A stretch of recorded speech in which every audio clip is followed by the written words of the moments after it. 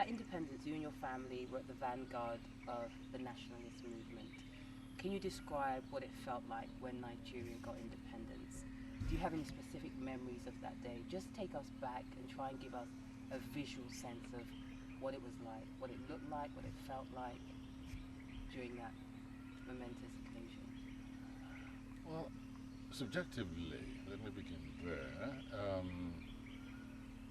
I would be exaggerating if I said that I wasn't caught up by the euphoria of the moment. But then I have to add that it wasn't quite as big a deal with me as maybe it was for millions of my countrymen and women and children. Perhaps the reason is that, first of all, I'd always taken it for granted. That condition of being subservient to another power was something which never really sank in.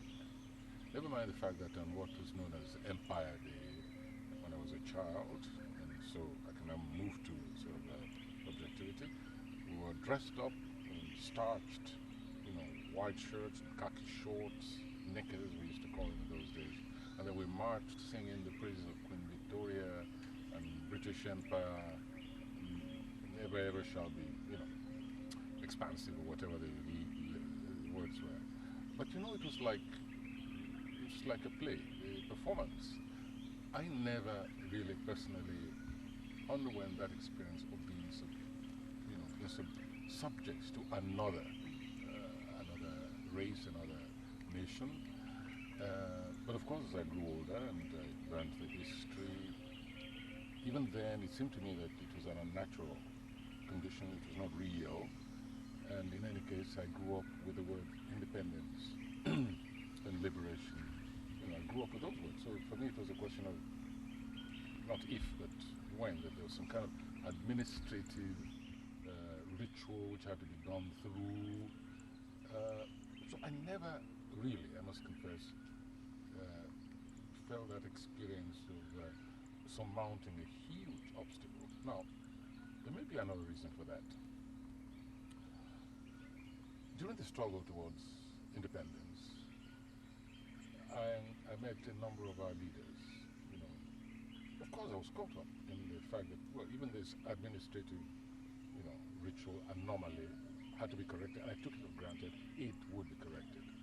Now, during that process, I began to study the nature of the kind of leadership which would take over, and then I became alarmed because it struck me many times several times over, that the notion some of them had was that as the first generation leaders, they were stepping into the shoes of the departing overlords.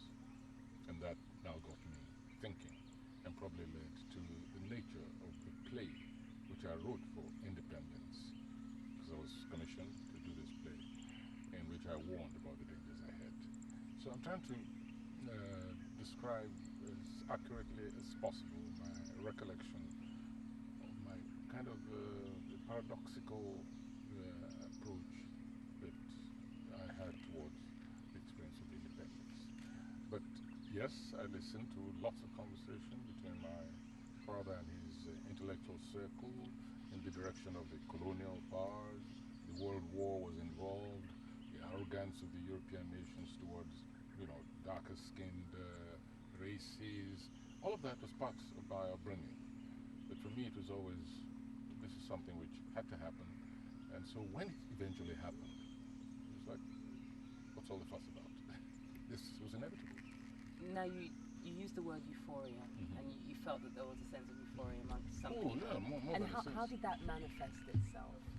Well, I'd like to say that you could almost say that the shoulders became straighter, and the language towards the departing power representatives became stronger, more confident, and there's something about lowering a flag and raising another one, which no matter how hard-boiled you are, is really an emotional moment. Everybody, guard of honor, salutes, school children lined up, games, fun, etc., etc., the parade, and then that solemn moment when to the salute of the military, the police, politicians standing in all their finery, and then a flag goes down and another is raised. That moment I remember very, very well. If the moment of independence finally got through to me as something really to be celebrated, I think that was it. And did you feel emotional at that moment? Yes, I think so. Yes, I believe I did. Yes. Because the old order changes. That is the kind of feeling you have. Something new now has to happen. And do you think people had expectations of what the new Nigeria was going to be like? I mean, people were clearly excited about something, but did they have any notion of what it was they were excited about? Did they really understand what it meant? Did they understand? That's a difficult question, but did they have expectations? Yes, they had expectations of a dramatic change, which I felt was a mistake because the change was not going to be that dramatic. I could easily see that it was a transference of administrative authority. Yes, it was a transference of the making of very important decisions which affected us. And so people felt that now that those decisions were going to be taken by us, by our representatives, there had to be both a qualitative change and a quantum leap, in the transformation of society. So that sense of euphoria was very, very strong. And I think in many areas, it was a sense also of a closeness to leadership, no longer a remote kind of control, but now that we're close, we've really taken our destiny in our hands. I think it was that kind of feeling that was general in many areas. There seemed to be a perception that Nigeria could be a future superpower. It was termed the giant of Africa. Did you share this sense of optimism? Did you think in those terms? No, I don't think so. First of all, one was not that conscious of even though you studied your geography, you knew Nigeria was a big country, and it was heavily populated, you absorbed its cultural diversity and richness quite early in life because people intermingled with Igbo, even in Abeokuta, the Hausa, etc., etc. So you knew this was a multi-textured society. But giant, I remember when there was this sort of ideological warfare between Ghana, and Ghana was the first country to become independent. It was very progressive, radical. I used to criticize, I had problems with Ghana at the time because the personality cult was building up around Nkrumah, and I didn't feel this was a good thing for the African continent. But at the same time, you saw that Ghana was a very politically radicalized nation. And so when a political quarrel began between Nigeria and Ghana, and I remember the Prime Minister at the time referring to this divide as a struggle between an elephant and an ant. I recollect very distinctly what I said at the time and what I felt, which is that well, you can be an elephant without any brains, and you can be an ant with very finely tuned political sensibilities, which Ghana was at the time. So the size of Nigeria was never a factor in judging Nigeria's place in the world.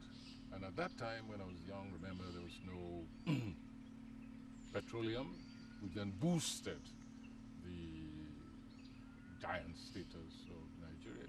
I'd always been more concerned with what the quality of life meant within the nation and compare that to what I saw in other African nations when I went there. So that sense of being a proud Nigerian wasn't an issue. It wasn't anything that really concerned. On this issue of the giant of Africa. Did Nigerians feel a sense of greatness that was going to be unleashed, so to speak? No question at all about that. I think, I mean, even the most objective, the most critical of us felt something of that on the eve of independence, and perhaps immediately after independence. You hear the word Renaissance being used, very bandied around by African leaders these days and so on. That word has been going the rounds for ages, over 50 years. We felt we were the Renaissance people. We were the ones going to transform, beginning with our own country, Nigeria. But it wasn't feeling it in terms of size. It's simply because we felt positioned side by side with other countries like Ghana and so on to liberate South Africa, for instance, liberate Kenya. We were in complete support of all the countries which demanded their liberation. And actually, even the most conservative governments we've had in Nigeria have lived up to that responsibility. They've been on the side of the liberation movements all over the African continent, liberation from colonial territory. So in that sense of a mission, yes, it's possible to say that one really got sucked into this notion of the potential greatness, responsibilities, the mission, and the destiny of a nation like Nigeria.